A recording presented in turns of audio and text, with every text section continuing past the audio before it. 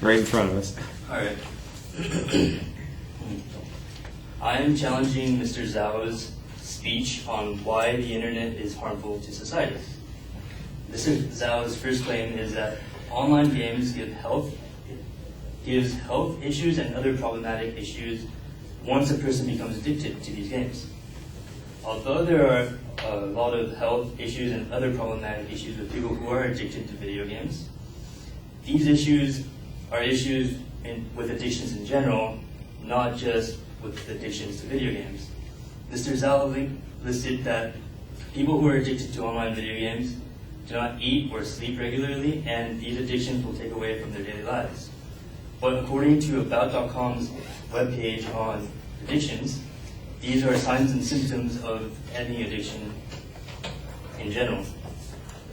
Also, people with addictive personalities, such as myself, tend to look for addictions, so it's not safe to say that it's the video games that are addicting people or people looking for the addiction in the video game.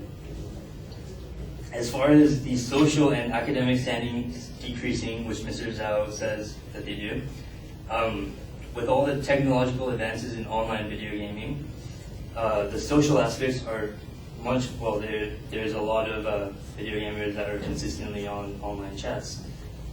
And I could not find substantive proof on academic standings decreasing, specifically to addictions with video games.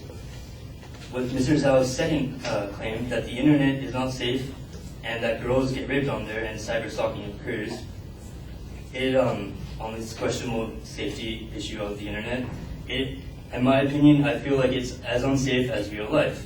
There are places you can safely visit, as well as places that you should probably stay away from. In reality, it's the people in these places, both online and in real life, that make them unsafe. Mr. Zhao's third claim is that there's too much information on the internet, and this information is being used in a negative way.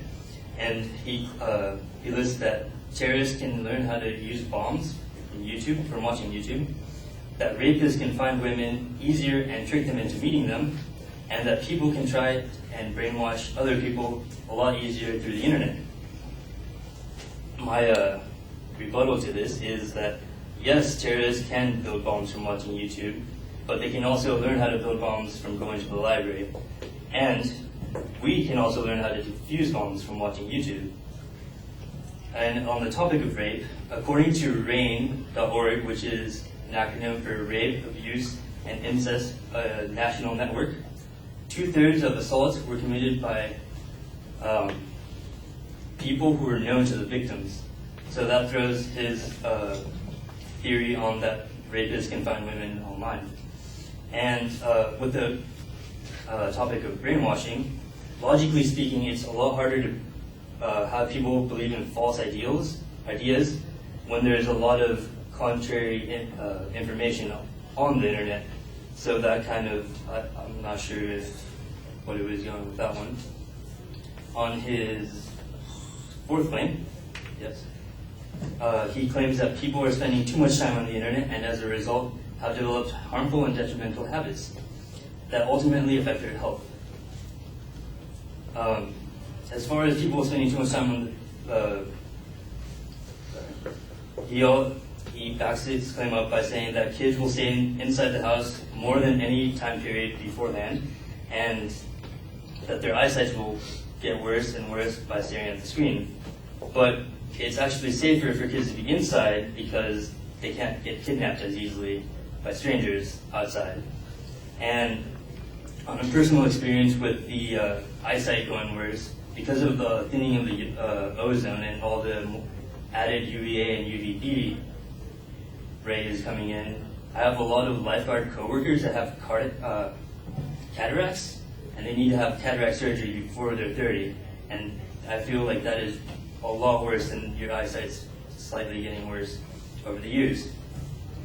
On Mr. Zhao's fifth category, where young kids absorb false information through the internet, I feel like young kids will absorb false information wherever they can get the information from. You can really just tell them whatever and they'll believe you.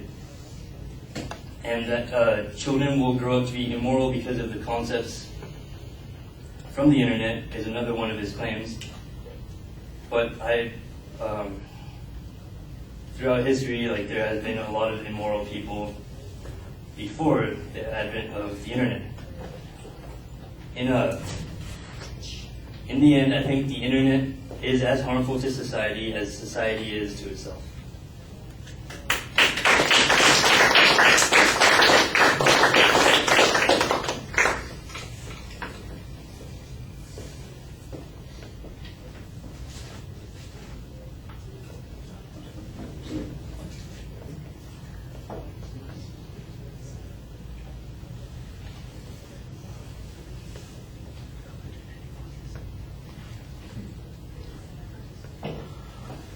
Right, there's not really a preview of what the supporting points were, but you do have internal signposting on the points as you get to them. The argument about addictive it's an okay press. There's an assertion about having an addictive personality, which may or may not be the case. And so the question is, I guess the argument that you're making here is that they could get addicted to anything, and if they're going to get addicted to something, it's better that it be this than something else. And it's not really that the game or the internet is the thing that causes the addiction. It's really that they already have these personalities. I think you need some better evidence on that. That seems largely like an assertion. There are some claims of benefits of social issues. But again, I don't see any evidence on that particular point. You start talking about the issue of stalking and safety issues, and you basically just dismiss it without much evidence on this point. You had a better argument later on the rape argument, and that's a reasonable press on that particular point. We can learn to make bombs on YouTube. We can learn to deactivate bombs on YouTube. It's a very circular kind of argument that we're going through on this issue, and sometimes that might work to your benefit in clouding the point that's being made, but sometimes it just sounds like you're stretching for something to say instead of having a real argument or a counterclaim or a challenge to the claim there. It just sounds like a press. Excuse me. On the rape issue, you do minimize that effectively by presenting the statistic that a substantial number of women, 2/3 of them, are assaulted by somebody that they're acquainted with. I imagine if the respondent came back, they might very well point out that many of them are acquainted with somebody that they met on the internet. Facebook friends all of a sudden become rapists. Some guy you meet on Match.com turns out not to be such a good Joe.